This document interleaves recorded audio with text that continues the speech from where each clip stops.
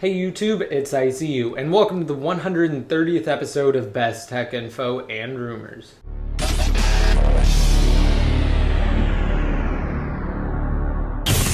Alright, now to start off before we begin, I just wanted to say that I will be discussing details pertaining to the giveaway more toward the end of this episode, so just be sure to stick around for that. Alright, and first up, if you've recently jailbroken your iPhone, iPad, or iPod Touch on iOS 6, 6.0.1, 6.0.2, 6.1, 6.1.1, or 6.1.2, and you don't quite know what to do with your jailbroken device and Cydia, then just be sure to check out my new top 5 tweaks video. I'll have a link to that down below in the more info. And I've also previously done 2 other videos for iOS 6 Cydia Tweaks that have recently been updated to include support for the latest firmwares as well as the latest iOS-based devices. And the first one was a list of 15 tweaks, the second one was a list of 10, and the new one is a list of 5. So I'll have links to all of those down below in the more info. Again, just be sure to check them out if you don't know quite what to do yet with your jailbroken iPhone, iPad, or iPod Touch. Alright, now also earlier this week, Bloomberg published a new report suggesting that Apple may be gearing up to release a post-PC smartwatch as early as this year, 2013. Moreover, Bloomberg's unnamed source provided additional details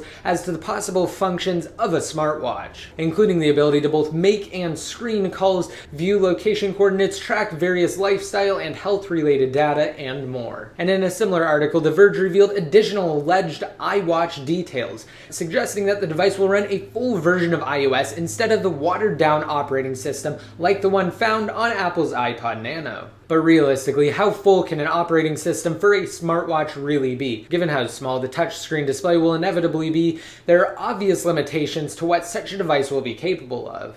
However, it's entirely possible that a specific app store and dedicated third-party apps will evolve from a watch-exclusive version of iOS. And if you guys want more details on the rumored post-PC device, just be sure to check down below. I'll link you to the complete article. Alright, and moving on, according to a recent report from a Japanese blog, Foxconn is preparing to ramp up production on the forthcoming iPhone 5S, which can be manufactured using the same production lines as for the current iPhone 5. The article also suggests that while Japan's main cellular provider doesn't currently carry the iPhone, the company has cut back on Android phone orders for the fall 2013 season, suggesting that the carrier may offer the next generation iPhone within the vague August through October timeframe. And additionally, it was also reported on the same day by iMore that the iPhone 5S will be released sometime this August, making for a late summer, early fall launch, which aligns perfectly with the newly rumored launch schedule. Also, the iPhone 5S is said to be a similar upgrade as the iPhone 4S was,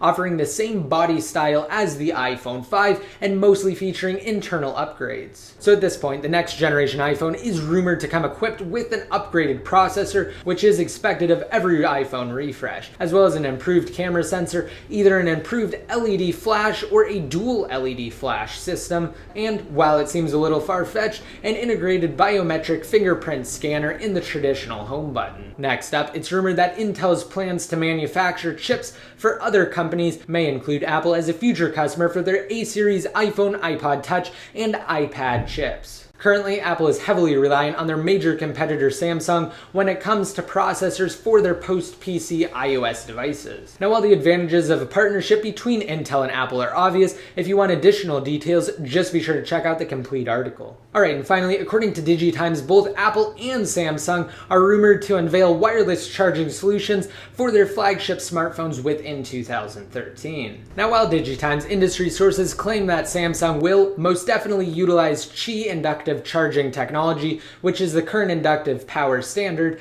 Apple is allegedly developing their own proprietary wireless charging technology. And it's said that Samsung's remedy for wireless charging will likely be sold as a back panel accessory that can be easily interchanged with the stock back cover. Unfortunately, the report was rather vague when it comes to Apple, stating that they weren't clear whether the company would build the technology directly into their devices or take the accessory approach, like Samsung is rumored to. Although, given Apple's high-quality standards, if they decide to implement wireless charging capabilities in their next-generation mobile devices, the technology will likely be built directly into said devices, and this will allow them to incorporate it in a way that doesn't compromise the design. Alright, and that's it for this episode. As for the $100 iTunes gift card giveaway, I did randomly select select a winner, and I have contacted them. Now, if you weren't chosen this time, don't worry. I am starting a new giveaway. Just be sure to rate this video up and leave a relevant comment down below in the comment section. However, I've yet to decide what to give away.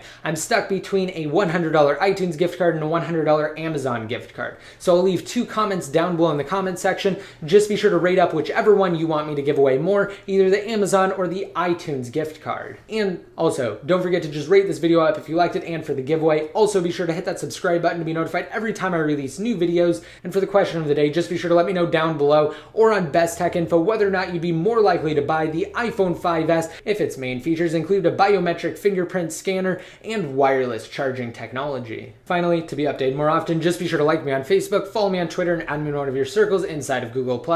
And until next time, this is ICU signing out.